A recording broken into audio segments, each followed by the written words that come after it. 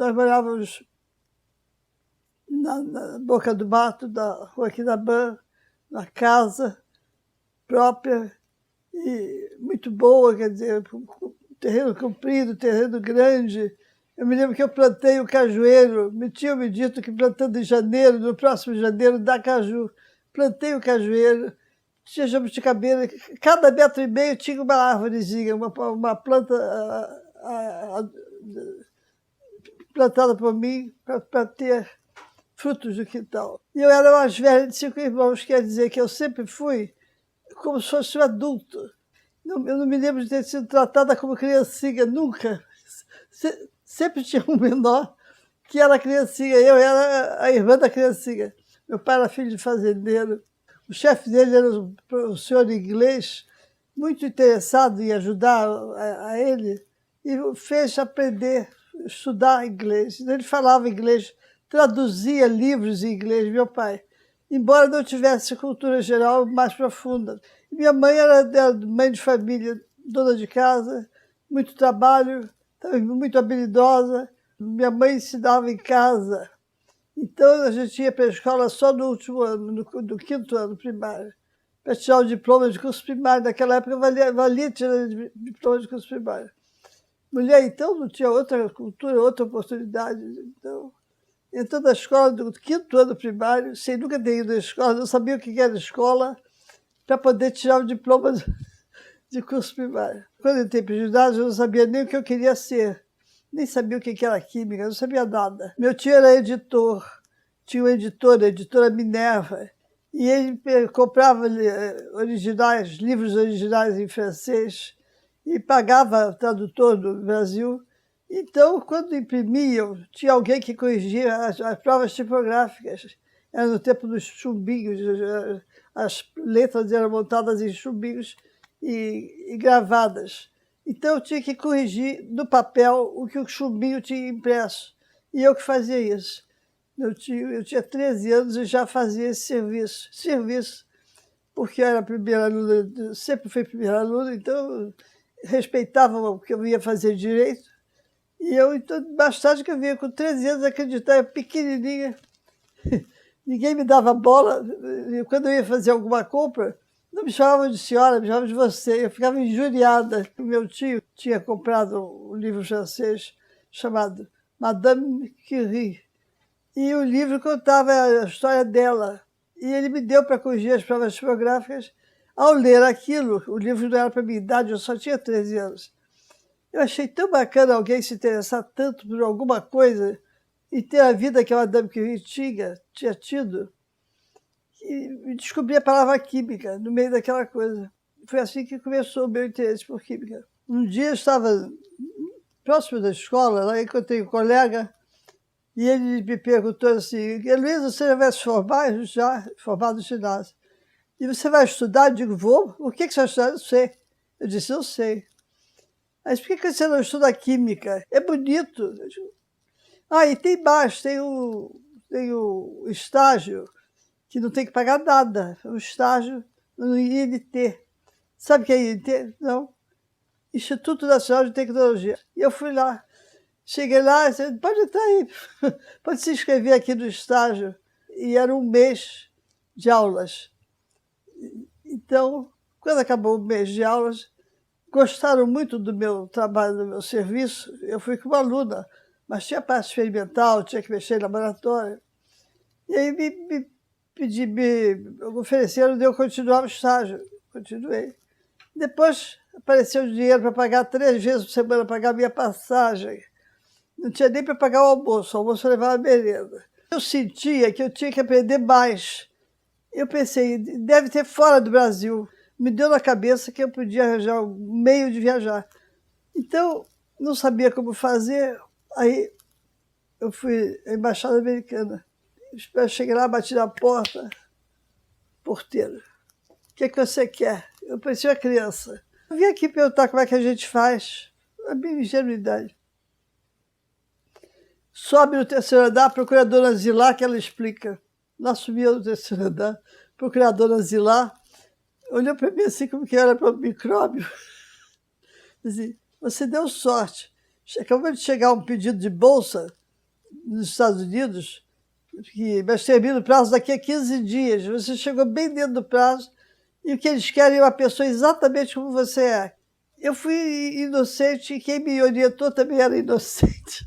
E assim foi que eu fui para os Estados Unidos. Quando eu voltei nos Estados Unidos, onde tinha vaga era na microbiologia industrial.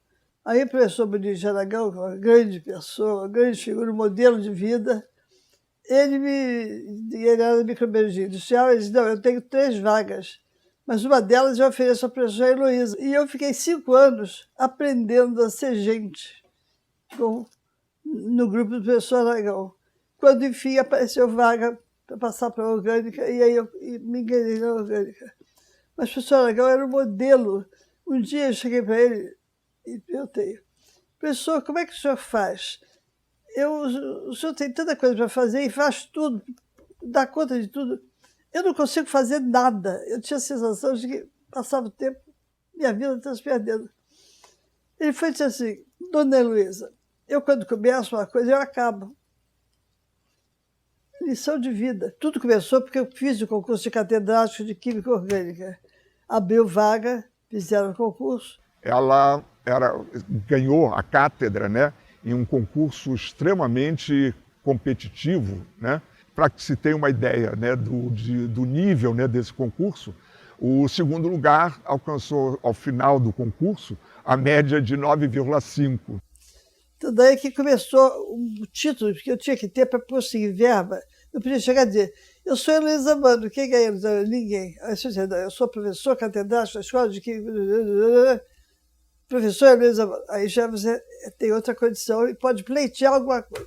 Então, a primeira condição para a gente fazer alguma coisa é ter entrado pela porta aberta do concurso em algum lugar que tenha uma titulação respeitada. Era eu e eu. Aí ficou eu e mais um estudante que quis vir trabalhar comigo. Chegaram nada. Depois veio outro estudante, e assim foi. Começou 2, 3. Aí chegamos a ser 8. Mas que era um grupo dentro da minha cátedra. A química orgânica da professora Heloísa era um motivo de atração para os alunos devido à didática, né?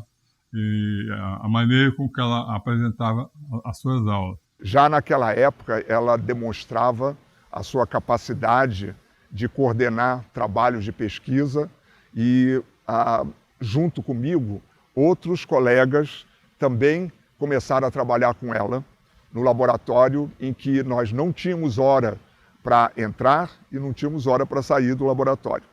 E ali, então, eu fui iniciando gente interessada em polímeros. Comecei a falar em polímeros, ninguém sabia o que era. Comecei a mostrar, levar amostras para a aula, quebrar, botar, julgar. Enfim, se eu não fosse catedrático, eu não tinha conseguido fazer nada, porque eu não tinha contato com o alunado. E o alunado é o sangue novo que vai renovando, que você vai trazendo, compreende? Eu fui ao laboratório da professora Heloísa e expressei o meu desejo de fazer alguma coisa no laboratório, né? E ela, na ocasião, falou, olha, você está na hora certa aqui, porque eu vou produzir um livro de Química Orgânica, né, junto com o professor Seabra, da farmácia, e estou precisando que alguém execute as práticas que estão nesse livro, vão constar do livro. E eu falei, sou eu mesmo, estou aqui. O nosso trabalho vinha sendo desenvolvido lá na Praia Vermelha. E o grupo, chamado GP, Grupo de Polímeros, a cada vez crescia mais e mais e mais, até que chegou um momento em que não fazia mais sentido que o grupo ficasse localizado dentro do Instituto de Química. E foi aí que a professora começou a desenvolver, vamos dizer assim, iniciativa, né, no sentido de separar, vamos dizer assim, o grupo de polímeros do Instituto de Química. E então, através dos trâmites legais da reitoria de pós-graduação, nós entramos então com essa proposta de criar um núcleo de macromoléculas. Essa iniciativa acabou resultando no que eu acabei apelidando, né, na época, de NUMA, né, o núcleo de macromoléculas, porque naquela época O Instituto ainda era um órgão suplementar do Centro de Tecnologia e, portanto, ele não podia ter o nome de Instituto. Para isso, vocês têm que ter um curso de pós-graduação, credenciado pela CAPES. E isso não foi barreira para nós. A nossa vontade de criar um instituto é tão grande que nós produzimos, então, eu, como na época coordenador da pós-graduação, fizemos um programa, né, que foi aprovado pela CAPES para ser um programa de pós-graduação, mestrado e doutorado em polímeros. Então, daí foi só muito trabalho, né? O grupo, embora já sendo um instituto, mas ainda ficava localizado na Praia Vermelha. Na Praia Vermelha estava vazio o prédio lá. Eles tinham todos mudado, a escola de química todinha tinha mudado para o Fundão. E aí, então, havia necessidade agora de um prédio. Como é que eu vou fazer o prédio? Você faz igual o Carlos Chagas, professor Carlos Chagas. Pede ao FIDEP. Nem sabia o que era FIDEP, não sabia nada. E o professor Carlos Chagas, aquela importância, aí a pessoa falou, o professor Carlos Chagas pede ao FIDEP. Por que a senhora não pede lá? Por que você não pede lá? Onde é que é FIDEP? Fui lá, o professor Carlos Chagas não conseguiu dinheiro, e eu consegui. Na ocasião, o BNDE estava promovendo, através de programas e editais, um incentivo à pós-graduação no Brasil. E foi então que a professora Luísa, por que não? Ela se dirigiu ao BNDE e disse que estava procurando por um químico no BNDE, porque ela estava precisando construir um prédio para o Instituto de Macromoléculas. E aí, então, foi colocado um novo desafio. Vocês tragam um projeto, um potencial de aplicação na indústria, que nós vamos ver se podemos apoiar. E isso foi feito. A gente, na ocasião, o que surgiu de ideia foi utilizar uma fração química da siderúrgica Volta Redonda, que produzia um monômero chamado indeno, da família dos tirenos, mas era um indeno e que havia pouca coisa, né? Então, o nosso desafio foi gerar teses de mestrado, inicialmente, utilizando o indeno como matéria-prima. E isso, então, foi levado lá ao BNDE, que nós temos um projeto para aproveitar um insumo que não é aproveitado, lá é queimado na siderúrgica. E com isso, então, lá na época o presidente do BNDE autorizou o auxílio para o IMA. Em Nova York existe um museu chamado Cloisters. Ele foi instalado num antigo convento em que havia um jardim no centro, as celas se encontravam à volta desse jardim, né? E com base nisso, né, quer dizer, com isso na cabeça, bolamos, né, a forma que hoje tem o prédio. E aí foi feita uma planta, a professora Heloísa detalhou como é que deve ser o prédio, as salas de aula, laboratório.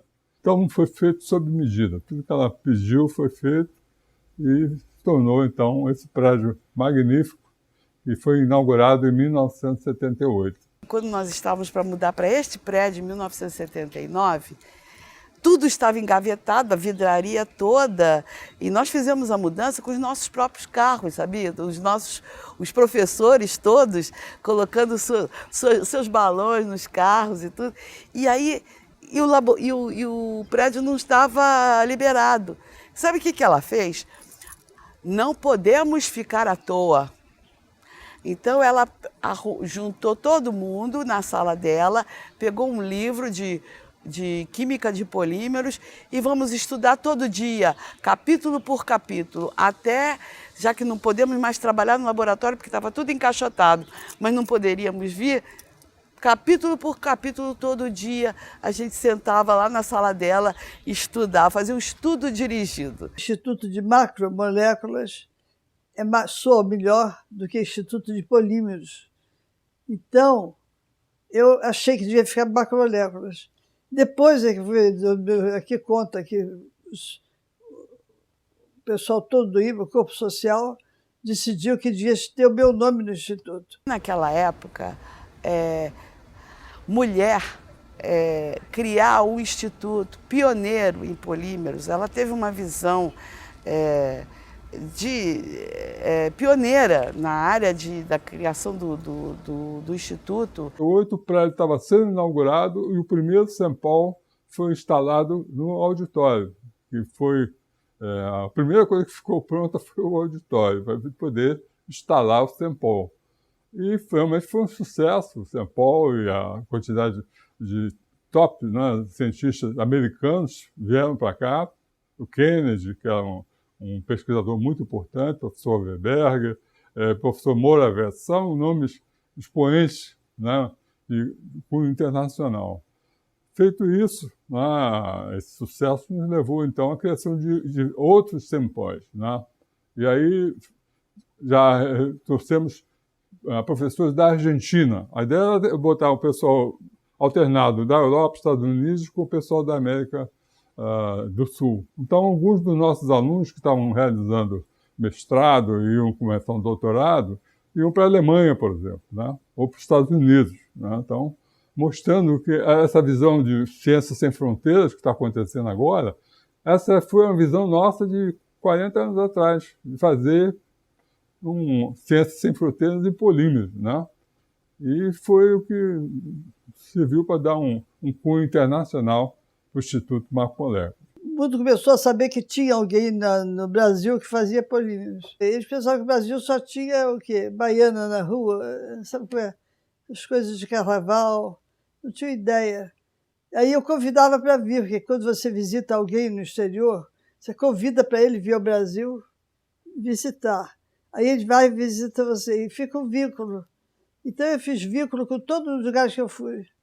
Isso é bom. É muito gratificante para um brasileiro, toda vez que vai ao exterior, seja num congresso, num evento, num seminário, encontra pesquisadores de outras universidades, sempre todos conhecem o trabalho da professora Heloísa. Então eu brinco com a professora Heloísa como se fosse a Varig dos tempos antigos, porque aonde a gente vai é um nome que lembra o Brasil e que as pessoas têm como referência de alguma coisa de qualidade que é feita. Havia agora a necessidade de a gente estender o conhecimento do Instituto Marco Polé com polímeros para o Brasil. E aí a professora Heloísa, mais uma vez, teve a ideia brilhante de criar um livro, né, de ciência de polímeros. Então foi o primeiro livro no Brasil, a nível de graduação, e serviu para, então, difundir nos outros institutos de pesquisa que não trabalhavam em polímeros, o ensino e a pesquisa em polímeros. Eu nunca tive aula com a professora Heloísa. No entanto, a contribuição dela para a minha formação se deu através de livros publicados, artigos. A professora Heloísa influenciou de uma forma altamente positiva toda a comunidade de polímeros do Brasil, quer seja pelo seu pioneirismo, pela capacidade técnica e intelectual, pela sua dedicação e também pela sua força de trabalho. Eu interagi de uma forma mais direta com a professora Heloísa Mano quando iniciamos as articulações para a fundação da Associação Brasileira de Polímeros, a nossa querida ABPOL. A professora Heloísa sempre foi referência para todos que estavam participando dessa articulação, assim como para toda a comunidade que trabalhava com polímeros do Brasil. Os nossos alunos que tinham terminado o doutorado começaram, então, a incorporar o corpo técnico do IMA, com professores pesquisadores e orientadores. O curso nosso de pós-graduação foi baseado no Brooklyn Institute de Nova York, é o único na América Latina. E até se pensar em termos mais amplos, no mundo, naquela época não se tinha um instituto de pós-graduação dedicado exclusivamente a polímeros. Havia institutos ligados ao Instituto de Química, né, que tinham um departamento que trabalhava em polímeros. Mas no nosso caso não, nós criamos um instituto e uma pós-graduação inteiramente dedicada a polímeros. Ao chegar aqui, eu imaginei que nós tínhamos que divulgar essa informação científico-tecnológica, trazer a comunidade para cá e procurei a professora Heloísa porque ela foi assim, a grande incentivadora E ela era, assim, vamos dizer assim, a madrinha da biblioteca. Ela cuidava desta biblioteca, ela pensava nesta biblioteca. A professora Heloísa, ela sempre foi uma pessoa de documentar tudo aquilo que acontecia com ela. Ela me trouxe a caixa e junto com a caixa, esse documento que vinha aqui, que ela tinha guardada na sala dela durante todos os anos da vida dela, desde quando foi criado o curso de pós-graduação em 1967. Então ela me traz essa caixa com esta apostila e os frascos com as amostras. Então ela dizia para mim, esse aqui eu vou deixar com você, para você guardar na biblioteca, com todo cuidado, com todo carinho, porque a história do imã é isto aqui, é a história do imã. E eu olhei, e para mim não tinha um apelo que também não teria para outras pessoas. Os frascos, embora as pessoas da área de química olhassem e vissem os títulos, quais eram essas amostras, mas e o grande público? E aqueles outros que chegam? E as pessoas para que a gente deve contar a história da instituição? Como seria? Eu, então, convidei as profissionais da área de desenho industrial. Então, elas pensaram nessa coluna e desenharam, e nós aprovamos, e a professora não sabia de nada. O imã é a casa dela, nós éramos a família dela, que ela sempre falava isso. A professora, como ela cuida disso aqui igual a casa dela, segunda casa dela, ela vinha domingo, sábado. Todo mundo tem uma história para contar, seja sobre os jardins do Instituto de Macromoléculas, seja sobre as seringueiras que foram plantadas no fundo do Instituto e principalmente sobre o trabalho monumental que a professora Heloísa fez nessa área no Brasil. Ela não podia vir uma fumaça. Lá no IEM, ela já ficava na varanda. Ô meu filho Geraldo, pelo amor de Deus, vai ver aquela fumaça lá. E a gente saía lá no IEM, ver a fumaça do outro lado da rua para ver a fumaça, para o fogo não chegar aqui. Era uma correria. Já tive até macaquinho aqui, depois vi que não dava, porque eles gostavam de entrar no laboratório, não pode. Já tive cutia. Não, cutia eu quis ter, não consegui. PA que eu tive. Também entrava pelo cano. Imagina, a preá entrava pelo tubo d'água. A preá entrava pelo tubo de água dali da ponta de perto. E saía do outro lado, lá do campo de futebol lá atrás. Incrível, né? A preá bonitinha mesmo, desse tamanho. E eu tranquila aqui em cima. E um dia que uma gambá me enfrentou. Eu tinha ido ao auditório, quando eu vinha saindo dali, a gambá me olhando assim com aqueles dentinhos todos em pé. Ali naquele canto, naquela parede lá com a passarela ali. Eu com a gambá me ameaçando, imagina, alta audácia.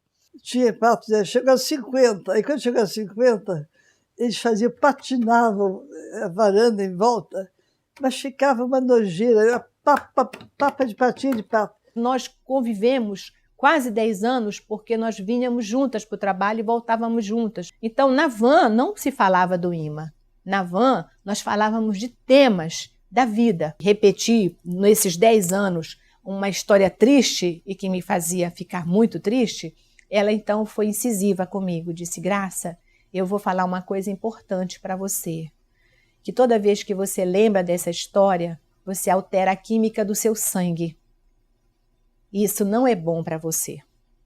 Aí, eu também focada, disse, bom, eu estou ouvindo isso da professora emérita da UFRJ, doutora em polímeros, conhece muito de química, eu vou levar a sério para toda a minha vida. A professora Heloísa gosta de celebrar a vida. A universidade comemora, nesse período, 50 anos que começaram as atividades de pós-graduação na Universidade Brasileira.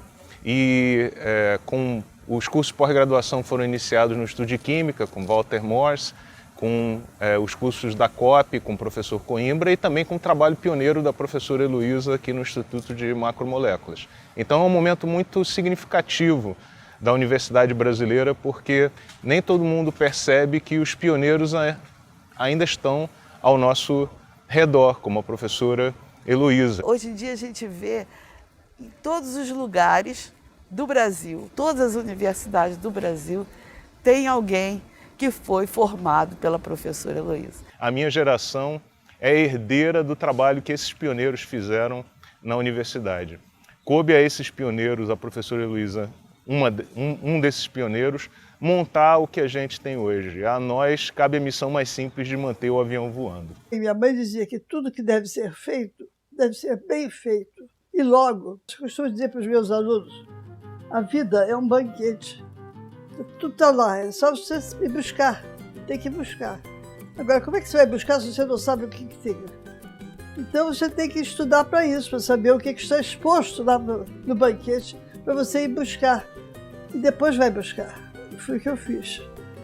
Fui buscar o que eu queria. Continuo buscando.